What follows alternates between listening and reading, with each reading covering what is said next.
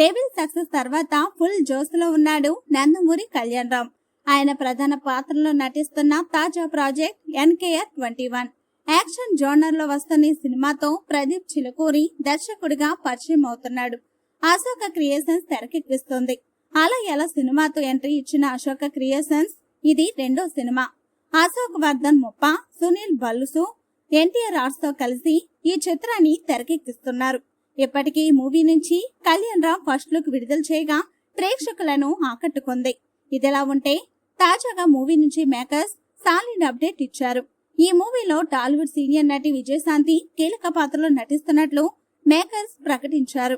నేడు విజయశాంతి బర్త్డే సందర్భంగా మూవీ నుంచి రామలమ్మ ఫస్ట్ లుక్ తో పాటు స్పెషల్ గ్లింప్స్ వదిలారు.